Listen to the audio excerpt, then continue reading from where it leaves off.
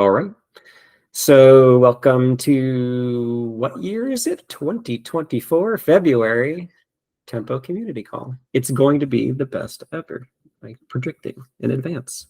Short kind of agenda here, but please kind of maybe get questions queued up if you have any. Feel free to put them in chat or the doc or unmute, whatever you're comfortable with. But starting with Tempo 2.4, we anticipate end of month we'll release 2.4. It'll be about right that we have about a 3-month cadence. Sometimes it drifts a little bit. We are not like hard set on anything, but end of this month would put us at 3 months since 2.3. And so our goal is towards the end of February to release this. Maybe it like bleeds forward to March, but I don't see any reason it would now. 2.4 as it is quite stable. I don't think there's anything that would be surprising. We do have some cool stuff. I was reading through the list, and at first it seemed short, which is not surprising. It was over the break. A lot of people had multiple weeks off during the break. But I think we have some killer features coming up in 2.4. I was surprised how many I noted. And so I have in the agenda, I'll talk through some of these. Feel free again to ask questions. This isn't a canned presentation. I'll talk through my favorites here, and I have links into the changelog. And then from the changelog, of course, it's easy to jump to the PR if you want more information. I'm going to make Marty talk about this first one because I don't know all the details, but I think the biggest headline is experimental TraceQL metrics are going in, and he'll know, of course, any details about how you would enable that. So Marty, is there anything to add regarding those? Hey, yeah, so we demoed these like on a previous community call. It's just like very basic rate, count over time. We're starting with like very basic features like that. There is not a Tempo dedicated UI for this. So for now, we actually have a Prometheus compatible API that you could actually set up Tempo as a Prometheus data source. So that's how you would be able to kind of like play around with this today. Rather than dig through all that, I think, we went through that like on the previous community call. So I think we'll just leave it at that. But yeah, so there's nothing else to enable. It's just enabled by default for now. So yeah, with 2.4, you would have that, but you'd have to set up the separate data source. Yeah. I'll try. So we have the blog post, right? And we always do like a little video. I'll try to get some details in that blog post. It'll be like this hacky thing, basically, where it will technically work, right? So we'll get that together for you. And that way people can experiment with that and get started on some basic ideas with the TraceQL metrics. And I think long-term, and long-term meaning like the next release probably, we're looking to have more like a dedicated endpoint than... I guess we're not totally sure what the vision is here. We'll definitely have a dedicated endpoint. I'm not sure how far down the path of prompt compatibility will go. Oh yeah, absolutely. There's a dedicated UI already in progress. Yeah, I just don't know when or where it will show up. Right. Yeah, Zach, do you want to add a link to the agenda doc for that? So Zach, does that cover like, sorry, you don't, I noticed your camera's off. Feel free not to jump on if you're busy. That's good. It just covers the data source. So if you want to add a data source for Prometheus, then you can point that at Tempo. And basically that's what the doc is covering. So the doc should be building and deploying now, and then I can drop a link to the documentation into this agenda. Cool. Thanks, man. Marty and Zach have been putting a lot of time into this last couple months, and this is, I think, our absolute #1 priority as a team. I think we're scrambling Mario in there a little bit this quarter. I'm sure I will kick its tires a little bit, try to look for performance improvements, other things. So this is the focus of the Tempo team. I think it is the future of our product and our project, and I think it's too important to not put all of our efforts into. We're very excited about this feature. Next, multi-tenant queries, Siraj. I feel like basically everybody on this call got something in here. Multi-tenant queries was in our Jet product for a while, and we just never had space to get it over into open source. And Siraj took some time this past quarter to sneak that in. And so Tempo OSS supports full multi-tenant queries, which mirrors the capabilities of open source Mimir and Loki. Not a feature tons of people are interested in, but definitely a killer feature for those who are running, big multi-tenant cells, and maybe they want to push streams of smaller data to different tenants. It's humorously one of the most upvoted requests on our public Tempo repo. I do not know why, but people wanted it, and thanks to Suraj for spending the time to get that one over there. DParquet 3 will be default. It was not default in 2.3. It will be default in 2.4. It, along with some TraceQL performance improvements, which I just kind of note. If you read through the changelog, you'll see 3 or 4 TraceQL improvement style PRs. Should see very strong improvements on performance in TraceQL. In addition, the dedicated columns, we talked about that in the last blog post with 2.3. If you put these together, you should see some very, very strong performance out of your TraceQL queries. And if you're not, it's a good idea to file an issue maybe in the repo, maybe ask in Slack, talk about some of the issues you're seeing, and we can help you get your cluster where it needs to be. In the vein of performance, we've added a multi-level cache. So the caching story was always pretty weak in Tempo. I think we did, we cached footers and bloom filters, but footers were broken. And bloom filters was the only thing that worked correctly with caching, which we found when we did this rewrite. Now we have a full tiered cache. It supports front-end jobs. So if people add queries to dashboards and they're like repeatedly every 30 seconds executing or something on a dashboard refresh, that will be cached in the front end. There is page level caching in the queries, which is kind of similar to maybe like a chunk caching on Loki, or like that lowest level data source. Bloom caching continues to work, and footer caching has been fixed. So the caching story in Tempo has gotten quite a bit better. Check out that PR. We'll definitely include details about this in the blog post, how to configure it. I hope it's kind of straightforward. We added a new config block where you can just have all your caching configuration in one spot, and we'll talk about some best practices there in the blog post. But we've definitely seen some performance improvements across the board. Suraj rolled that out to all of our cloud clusters, and we saw, what would you say, Suraj, like half the latency? What was the pretty big latency reduction? Yeah, P90 was pretty much half. But Very that's nice. a little skewed. I'll not go in details. Sure. No worries. But the multi-level cache is a real nice like maturity improvement for Tempo in terms of like your ability to operate it, kind of your ability to throw money at it a little bit. Like, hey, I would like to spend more money to make it faster. This is a nice option on the table now. Zach did some great work. What's up, Marty? Hey, yeah, I wanted to chat about the page caching a little bit more. Yeah. I think that's really, really like the most powerful part of this is like there's the concept of like the store gateway in some of like Mimir or Loki, where it's like a buffer between it and object storage. The page caching here that we've added is really our layer for that. So it's the raw IO that would normally come out of object storage will now come out of Memcache or Redis.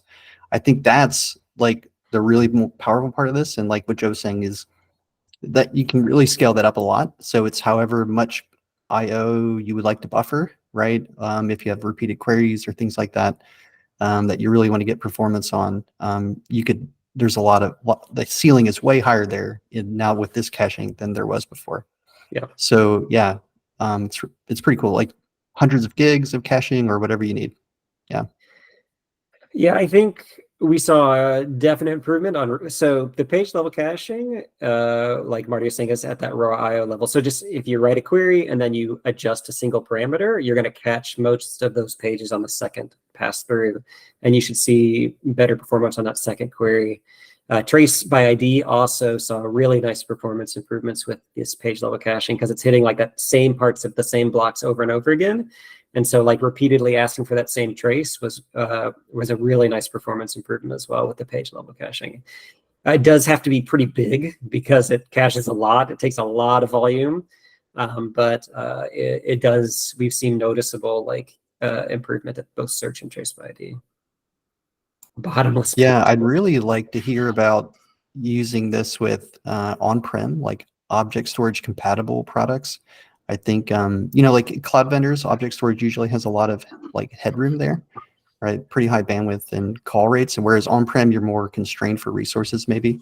So I'd really like to hear a story about like that. I think this would be a great place for on-prem installations too. This link you sent, the memcached link, is this what was done in Loki, the EXTD store? Is that the same thing? This as this NVMe caching? Yep. Okay. So internally, Loki rolled out massive cache using this technology, basically in memcached to lower their costs, because now it's no longer on memory, right? But it's not quite as fast as memory, but it is fast enough, and it is quite good. Oh, Danny gave a talk about it. Very cool. Oh, okay, cool. Thanks. But this page level caching, that could be a direction we go internally. Obviously, you can do whatever you want externally, but we might move to like massive like NVMe stock cache for our pages and our cloud products. What else are we on here? The polling reductions. Zach did some great work on the polling, which also will massively reduce the calls to the storage backend. So previously we would, on the polling cycle, we would pull what's called the tenant index. And then, or sorry, every time we built the tenant index, we had to ask for every block individually. And so we pull details about every block and we build what we call a tenant index, which then the other components would download. Now blocks are immutable, they never change. So this improvement is basically using an in-memory representation if it exists. So instead of asking for that same block over and over again, which was unnecessary, we see we already have that block GUID in memory. We know it can't change, it's immutable, and we will not make that call. And we've seen massive backend reduction in calls to the backend due to this polling change. So this has been a real nice TCO improvement, as well as just kind of like reducing that. Honestly, between the caching, if you set it up, and this polling improvement, which will just happen automatically, you should see tempo overall just kind of tax your object storage less, and it should lower TCO quite a bit. Cool. In final news, we did decide, I was ready to just hatchet vPark-K1 off and say, we're done with it. Marty convinced me not to do that. So in 2.4, we are going to just make vPark-K1 no longer configurable. Tempo will fail to start up and say you're not allowed to set vPark-K or the original as their storage type. It will still read vPark-K, which will give people one release to move off of vPark-K1, and then we can remove it in 2.5 completely. Remove all the code, which I was really excited to do. But I agree, this is a better path and a better path for the community for sure. So vPark-K, if you still have it configured somewhere accidentally, perhaps, like maybe you hard-coded it, will start failing to start with tempo, and we'll give you one release to basically get off that version of vPark-K while we move forward. All right. I think those are the big ones. It's got a strong change like we always have. The blog post will go into details. There'll likely be a video. They like when I do that now. But get excited for that. And towards the end of the month, and then we can do maybe in the next community call a quick recap too, because we should have it released by then. And I will, on that note, pass it off to Mario, who helped, along with Ruben, get this PR through, which is very cool. Right, yeah. I just wanted to highlight this contribution. We invest in the community and we value it a lot. And we love it when we get contributions from the community members. It can be a lot of work contributing to open source software. So we really appreciate it. I remember a couple of months ago, we also had some pull requests. I remember from Kusik. This time is a pull request from Ruben, who's here. Hi. Which is, it enables Tempo to search for tags and tag values. So the different values that you get suggested when you're typing TrustQL queries to the backend, because until right now, it would only search in the ingesters. And now if you pass start and end, it will also search in the backend. We need to also update Grafana to send those parameters, because right now it's not sending them. But the foundations and the bulk of the work is already being done. So That's great. And this has been like a long-lived request. It took a couple of months, and yeah, we appreciate that you stick with it until the end.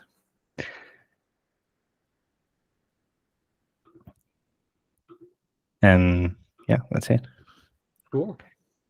This has been a major request for a long time, and it was one we really kind of were struggling to put resources towards. And I completely agree with Mario. Like, this is a really neat contribution from an external contributor to Tempo, wiring up all the little details to pass, create the different jobs, go down to the back end. Mario, did you talk about performance on this endpoint? No. I mean, there are some concerns on how it'll perform because it's just gonna search for more data. But I don't think it has been tested enough in big enough classes. Right. I didn't see a major regression in performance. Like, still felt snappy, but yeah, I don't think we have the numbers to know what will be the impact just yet.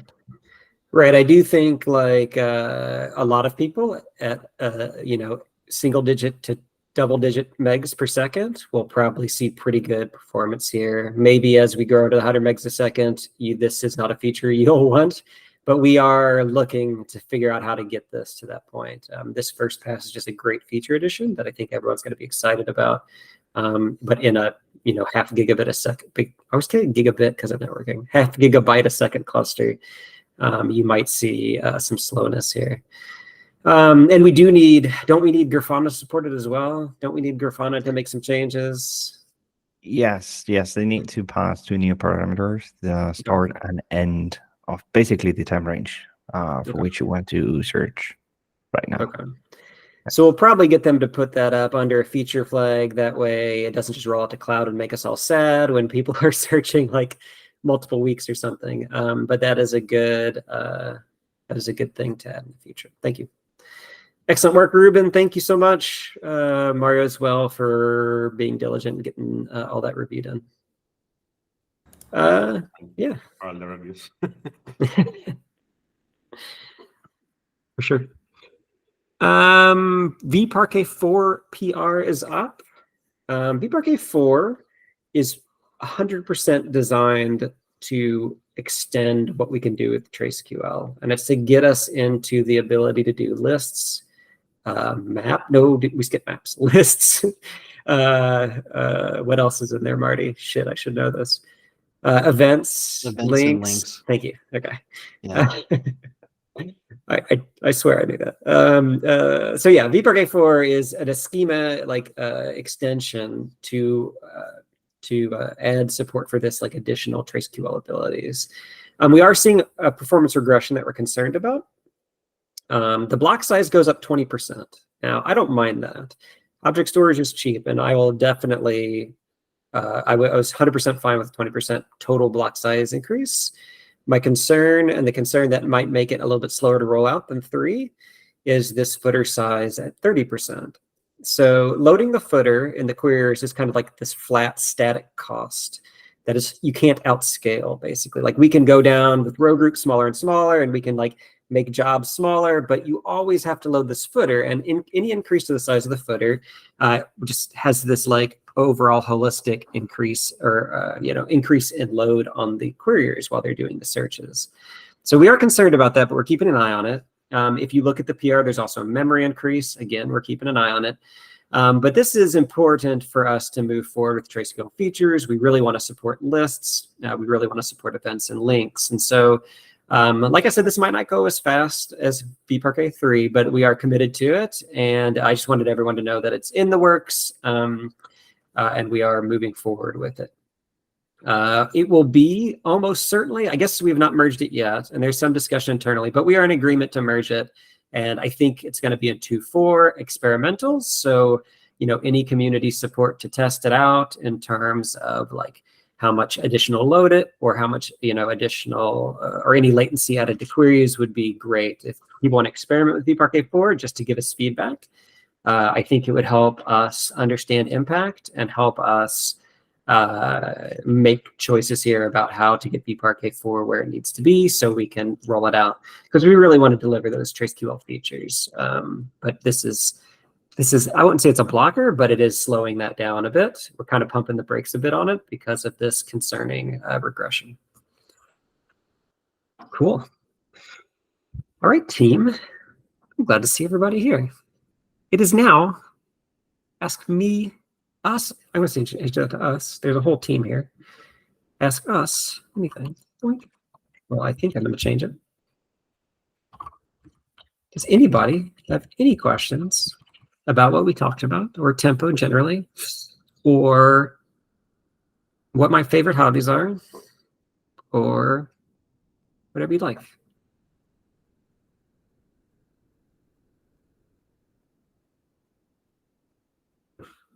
Nothing. I can accept nothing.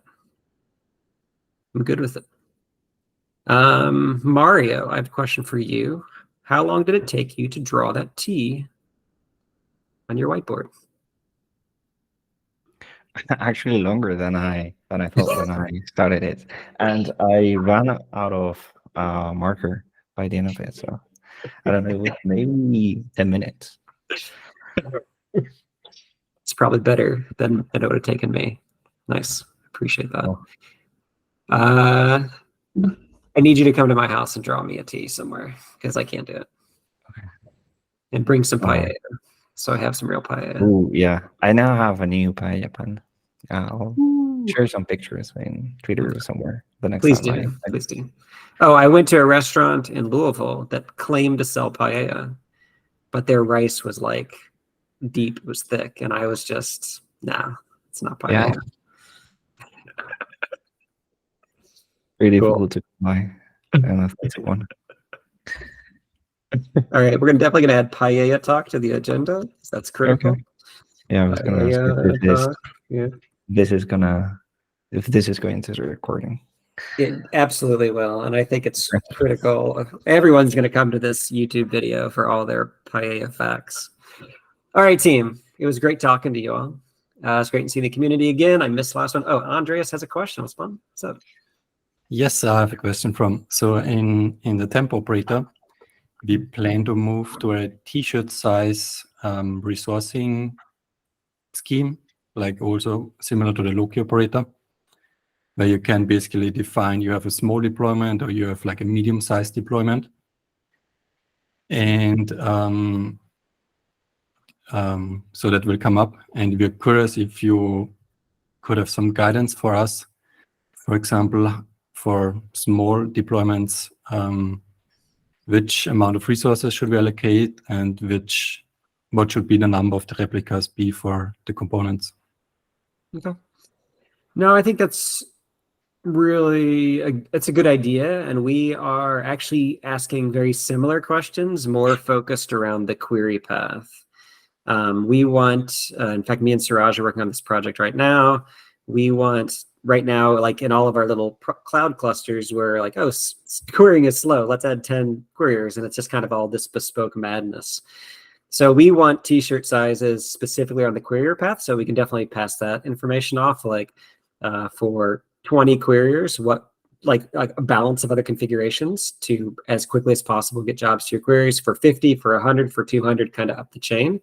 And I think that fits this concept of like medium, large, small clusters. And then the other side of it, of course, is like, what do my distributors, ingesters, these other components look like? We can definitely support you on that, and like maybe share some internal metrics. There is, of course, some play depending on your workload, but I think we could definitely get you some baselines to start with, for like maybe like a single-digit megabyte per second cluster, double-digit megabyte per second, triple-digit megabytes, something like that might be some targets. But absolutely, let's. I can't really just quote things right now, but let's maybe sync on that over the next couple months and see what we can give you. Awesome. Yeah, that would be great. Mm-hmm. And one other question, I was just curious, if for any reason someone doesn't have access to object storage, would the local storage backend work if you have a shared file system?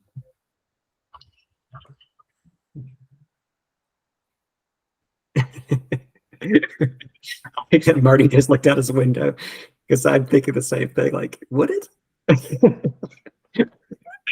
I don't know. I'm wondering what. Do you mean like a mounted volume or like a network I don't know. share? Someone is using CFFS or NFS or something. It's probably not ideal, but is it very bad and should never be supported? Or would it? Well, okay, so like the ingesters still have to have their own separate scratch space for local blocks. So that doesn't change. Like what we're talking about is just one shared volume for what would be object storage. Yep. I I feel can't like think it would of- technically work, right? Yeah, I can't think of an obvious no. Right. So the answer is maybe. But if somebody filed an issue on the repo and they were like, I'm doing this and I'm having this very strange error, I would probably kind of throw my hands up and say, I'm sorry, I can't help you. Like, I can't dig through all this, and we don't run it this way. I would call it unsupported, but probably works. Well, actually, so one thing that I just remembered is the local storage is not optimized. So we have like an implementation of the backend for like GCS, S3, Azure Blob Storage, and then local files. The local files is not optimized very well. So it doesn't reuse file handles. It opens things like for every read. So that will probably be kind of like bad performance. That's one thing that would jump to mind. Yeah. Whereas like the other implementations are real and much more performant and like don't have any edge cases. Why don't you try it, Andreas, and tell us what breaks? Okay. I'm trying to think if there's any like semantic differences between like delete in object storage versus delete in file storage. And then, God, you get into like the difference between Windows and Linux. Like if somebody filed an issue like in Windows, this stuff breaks, I'd probably be like, I'm sorry. Technically, Tempo runs on Windows, but I can't help you here. Good luck. I don't know. Yeah. Tempo would handle the retention, but you're right. If there was some other, there's no like fail-safe like there is on the other object storages. Right. Yeah, I can't. I'm really working hard to think of something that would break, and I can't come up with it. Mini IO on each host in front of NFS. I have no idea. Oh, you're as an option to like get that S3 compatibility. I don't know how far Mini IO scales with Tempo. That's another good question. We use it in all our demos. We use it for all our local tests and examples and stuff. But like, I really could not tell you if Mini IO can hit, the gigabyte a second range or not. It's a good question. I have no idea if it will work. I just know that you can do multi-node Minio against NFS for dev type stuff, and it does work. Okay. Cool. Thanks, Lucas.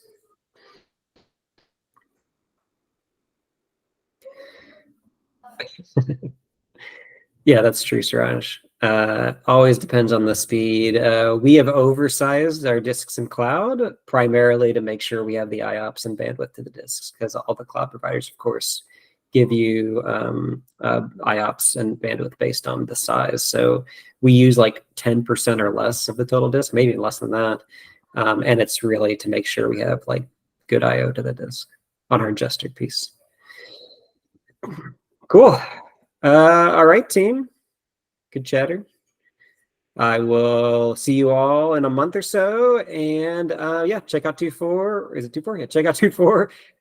Let us know what you think. Keep an eye out for that. And I'll see you in a bit. Bye, everybody. Bye, folks. See ya. Bye.